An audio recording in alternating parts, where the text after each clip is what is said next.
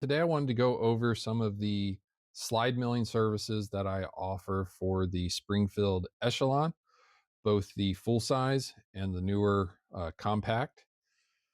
So let's start with side windows. So you can see these windows here. That is not how it comes from the factory. On this one, this is still raw machine, so you can see the bare metal where I've milled into it. So I add windows inside the existing front serrations. That's the full size. This is the compact. On the compact, you can see it looks a little different because I have coated those cut areas with liquid blue.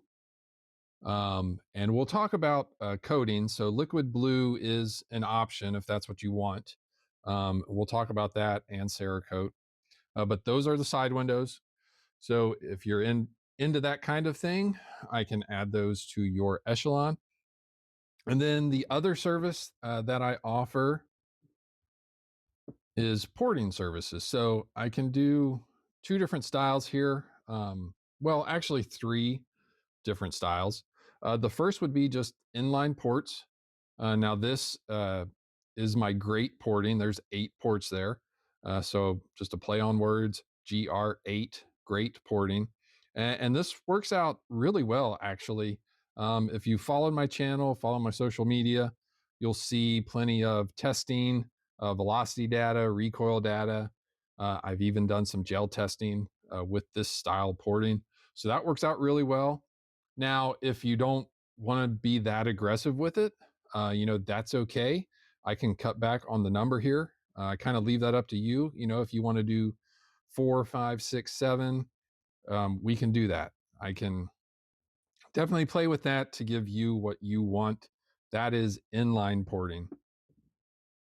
The next style that I've been playing with, I call this dual porting. So this is just the large style front port. Some people call it a chunk port. Um, I'm just going to call it a front port.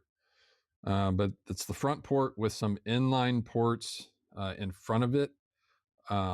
This style works really well too. Now, this is the compact model, but I could do either one of these style of ports on either slide.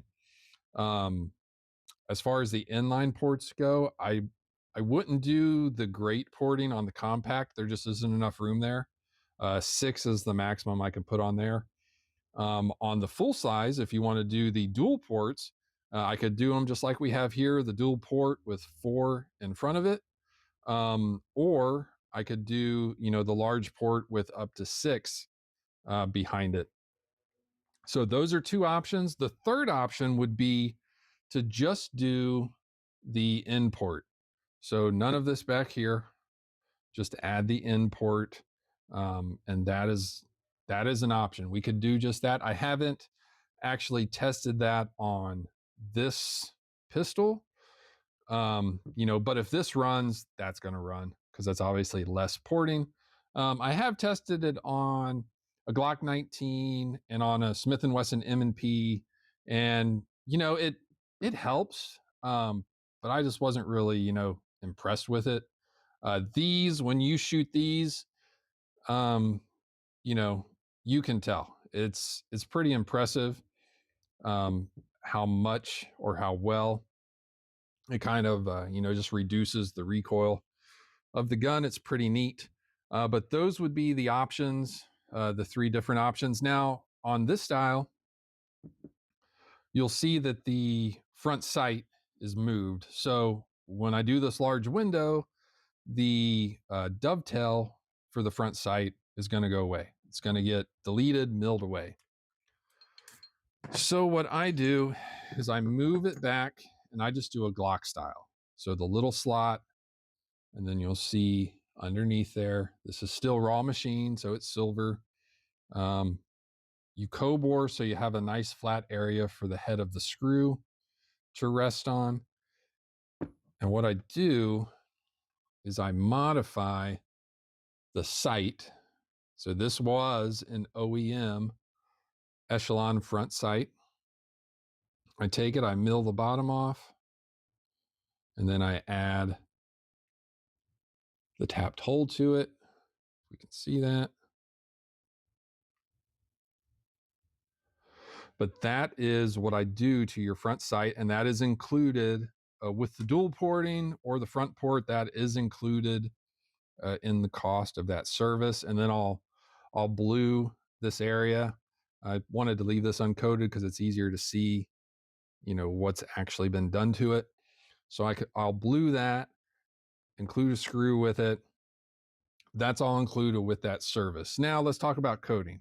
So I showed you on these where I have blued it, um, and I'll throw some pictures up of other ones that I've blued. So I could blue the whole machine surface there, um, and that's an option.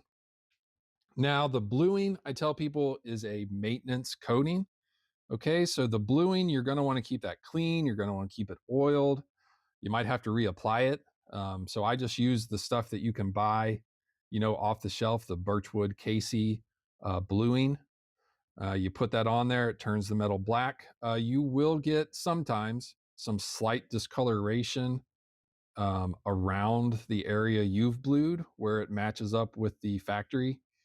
Um, Coating, I'm not really sure what coating Echelon or Springfield uses. I don't think this is nitride. But sometime you'll see some discoloration. So, it's not an exact match. You can tell that something's been done to it. Um, but that's an option. The other option would be Cerakote. So I offer Cerakote services. If you would like to get your slides Cerakoted, in my opinion, that is the better option. So these will eventually be Cerakoted for testing purposes. I'm just going to leave them the way they are. I might actually go back and blue this guy, all of it, and just kind of see how it holds up, after I put a bunch of rounds through it. But Cerakote is definitely what these are going to get eventually. I do not do Cerakoting myself in house. I use a local supplier. He's just right down the road from me. So, I give him the stuff to Cerakote. I usually have it back within a week. So, if you do want Cerakote services, I do offer those. Um, but that's what I offer for the Springfield Echelons. And if you're interested in this, if you want to send your slide in and have some of these things done to it, just shoot me an email, pewpewcnc@gmail.com. And we can talk pricing, we can talk lead time, we can talk how the process works, shipping the slides to me, and all of that good stuff. And again, that is slides only. I don't work on, the full firearm. I just work on the slides. So again, pewpewcnc@gmail.com.